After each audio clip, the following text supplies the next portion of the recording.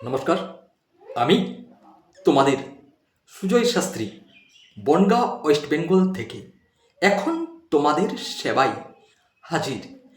আজকের আলোচ্য বিষয় ধনু রাশি ধনু লগ্ন 2025 সাল ঠিক কেমন যেতে পারে। কেমন যেতে পারে প্রেম, বিদ্যা, বিবাহিত জীবন, কর্মভাগ্য বিস্তারিত।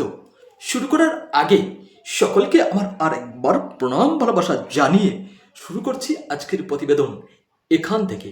প্রথমেই আসব 2025 সাল জানুয়ারি মাসের গ্রহেদের যে গোচর ফল ঠিক কি বলছে। ধনু রাশি ধনু লগ্ন সাপেক্ষে রাশিতে অবস্থান করছেন রবি, তৃতীয় শনি এবং শুক্র, চতুর্থে রাহু, ষষ্ঠে বৃহস্পতি এবং অষ্টমে মঙ্গল, দশমে অবস্থান করছেন কেতু, দ্বাদশে অবস্থান করছেন বুধ। এই পরিপ্রেক্ষিতে 2025 আপনাদের ভাগ্যে কি আছে আর কি নেই আসুন বিস্তারিত। প্রথমেই আসব দেবগুরু বৃহস্পতির কথায়। দেবগুরু বৃহস্পতি ধনুরাশি ধনুলগ্ন সাপেক্ষে অবস্থান করছেন আপনাদের ষষ্ঠভাবে। ষষ্ঠ ভাব কি দেয়? রোগ, ঋণ, শত্রুতা। বৃহস্পতি যেভাবে অবস্থান করেন সেই ভাবের যে কারুকর্তা রয়েছে সেই ভাবকে আরও বেশি করে ফুটিয়ে তোলে। তাই এই সময় রোগ ভোগ থেকে সাবধান থাকুন। রোগ ভোগের প্রকোপ বাড়তে পারে এবং এই সময় আপনাকে অলরেডি ডাক্তারি পরামর্শ নিয়ে চলতে হবে, তা না হলে সমস্যায় পড়তে পারেন। এই সময় আপনাদের শত্রুতার জায়গাটা বেড়ে যেতে পারে। আপনার শত্রুতা আগে পিছে থাকতে পারে।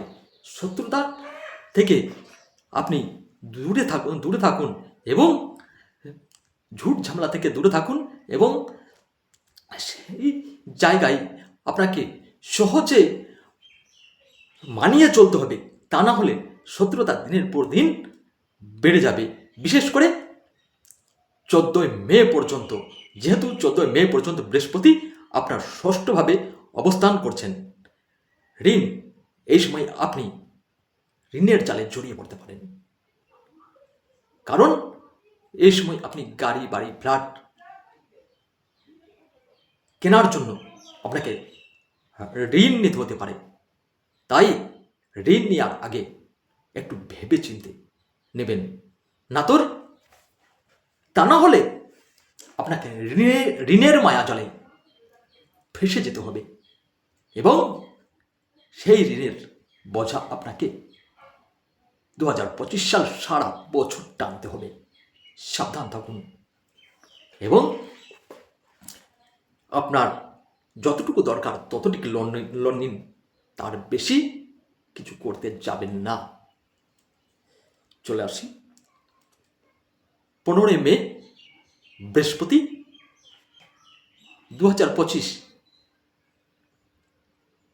বৃষ রাশি থেকে মিথুন রাশিতে প্রবেশ করবেন, অর্থাৎ আপনার সপ্তম ভাবে যখন বৃহস্পতি প্রবেশ করবে তখন বিবাহিত জীবনে সুখ, শান্তি, সমৃদ্ধিতে ভরপুর হয়ে উঠবে এবং স্বামী স্ত্রীর মধ্যে একে অপরের সাথে মনোমালিন্য হবে, মধুরতা আসবে, একে অপরের প্রতি বিশ্বাসযোগ্যতা আসবে। তাই 15 মে পর থেকে বিবাহিত জীবন আপনাদের সুখময় হতে চলেছে, আপনারা নিশ্চিন্তে থাকতে পারেন। এই সময় ব্যবসা আপনার ফুলে পেয়ে উঠবে, ব্যবসায় আপনার একাগ্রতা বাড়বে, ব্যবসায় লাভের পরিমাণ আশা করতে পারেন। যারা পার্টনারশিপ ব্যবসায়ী করেন, পার্টনারশিপ ব্যবসায়ী লাভবান হওয়ার চান্সটা অনেকটাই বেড়ে যাবে। চলে আসি বৃহস্পতির দৃষ্টি থাকছে আপনার প্রথমভাবে, যার ফলে জ্ঞান বুদ্ধি সাহস এবং পজিটিভ এনার্জি আপনার জীবনে আসবে। এই সময় রোগ ঋণ শত্রুতা থেকে আপনি মুক্তি পেতে পারেন। বৃহস্পতির দৃষ্টি প্রথমভাবে থাকায় আপনার যে পজিটিভ এনার্জি আসবে, পজিটিভ পাওয়ার আসবে, যার ফলে আপনার কঠিনতম কাজ সহজতর হয়ে যাবে। 2025 14ই মের পর্যন্ত যারা ঋণের জালে জর্জরিত হয়েছিলেন, ঋণের মায়াজালে ডুবে গেছিলেন, তারা এই সময় ঋণের মায়াজাল থেকে বেরিয়ে আসতে পারবেন, ঋণের মায়াজাল থেকে মুক্তি পাবেন। শুধু তাই নয়, আপনাদের আগে পিছে যে শত্রুতা ছিল, সেই শত্রুতা আপনার কাছে পরাজয় স্বীকার করবে। রোগ ভোগ থেকে আপনি মুক্তি পেতে পারেন।